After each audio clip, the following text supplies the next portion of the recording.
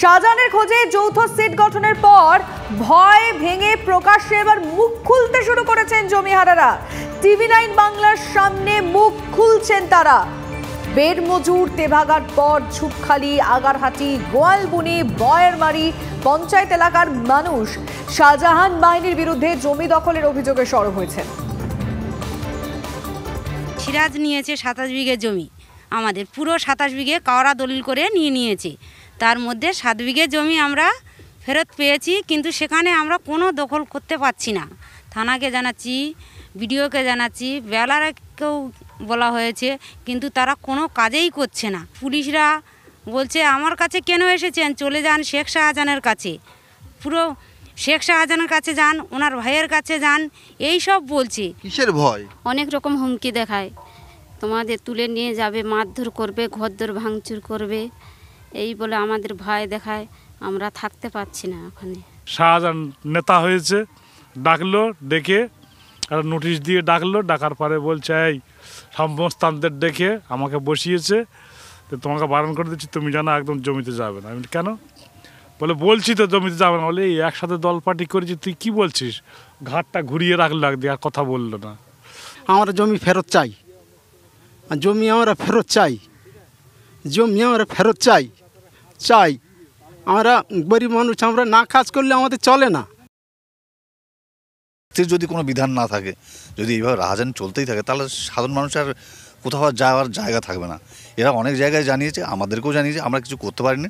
তো প্রশাসনের কাছে একটা অনুরোধ যে এই জমিগুলো যাতে নিরীহ মানুষরা অবিলম্বে ফেরত পান, সেই জন্য মাননীয় মুখ্যমন্ত্রীর কাছে আমরা অনুরোধ করছি। আচ্ছা সৌরভ, আমাদের প্রতিনিধির সঙ্গে কথা বলি। সৌরভ, কেন বলো তো এতদিন ধরে এই মানুষগুলো মুখ খুলতে পারেনি? তাদেরকে যে তার মানে এতদিন ধরে কিছু ভয় দেখানো হতো? লিমা, দেখো, এই মানুষগুলোর অভিযোগ হচ্ছে, এই মানুষগুলোর বক্তব্য হচ্ছে যে যখনই তারা তাদের অধিকার নিয়ে সোচ্চার হয়েছেন, সঙ্গে সঙ্গে আগ্নেয়াস্ত্র হাতে তাদের ঘরে হামলে পড়েছে শেখ শাহজাহানের বাহিনী, এবং সেই বাহিনীর দাপটে তারা পরিবার নিয়ে কখনো ধান খেতে, কখনো আলের মধ্যে থেকে রাত কাটিয়েছেন ঘর ছাড়া। এখনও পর্যন্ত মিনতি সর্দার, যাদের বক্তব্য শোনালাম, তিনি ঘর ছাড়া হয়ে রয়েছেন। তুমি ভাবো, প্রশাসন নোটিশ পাঠায়, তুমি কখনো শুনেছো কোনো ব্যক্তি কাউকে নোটিশ পাঠাতে পারে? তৃণমূলের নেতা, ব্লক সভাপতি শেখ শাহজাহান নোটিশ পাঠিয়ে তার পার্টি অফিসে ডেকে পাঠাচ্ছেন। তিনি যাচ্ছেন, তিনি একই দল করেন, এবং তাকে এক কথায় ফরমান শুনিয়ে দেওয়া হচ্ছে সে আর চাষের জমিতে নামতে পারবে না। এরপর সেখানে সেই বক্তব্যকে ওল্টায় এই সাধ্বিকার মানুষজন কি বলছেন, বলছে পুলিশ প্রশাসন বলছেন শাহজাহান যাও, আদালতের কাছে যাবে না, পুলিশ প্রশাসনের কাছে যাবে না, পুলিশ প্রশাসনই বলে দিচ্ছে শাহজাহানের কাছে যাও, তিনিই যাবেন তোমাদের বিচার করার ক্ষেত্রে। তাহলে পুলিশ প্রশাসন, নাজার থানা ওখানে আছে কি করার জন্য? এই জন্যেই তো কলকাতা হাইকোর্ট নাজার থানাকে শেখ শাহজাহানের যে ধরার যে প্রক্রিয়া, সেই প্রক্রিয়া থেকে দূরে সরিয়ে রেখেছে। কারণ সেখানকার পুলিশ প্রশাসনের ভূমিকা, আদৌ পুলিশ প্রশাসন আছে কিনা, নাকি স্থানীয় মানুষের পরিভাষায় তারা সত্যিই দলদাসে পরিণত হয়েছেন কিনা, সেই বিষয়টি বারবার উঠে আসছে। যেমন উঠে আসছে যে সন্দেশখালী এরিয়ার মধ্যেই এক দ্বীপ থেকে আরেক দ্বীপে শাহজাহান ঘুরে বেড়াচ্ছেন, যে অভিযোগ বিরোধীরা করছেন, সেই অভিযোগের প্রেক্ষিতে পুলিশ কেন কোনো জিজ্ঞাসাবাদ প্রক্রিয়া করে শেখ শাহজাহানকে ধরতে পারছে না? বুঝতে পারলাম সৌরভ, ধন্যবাদ।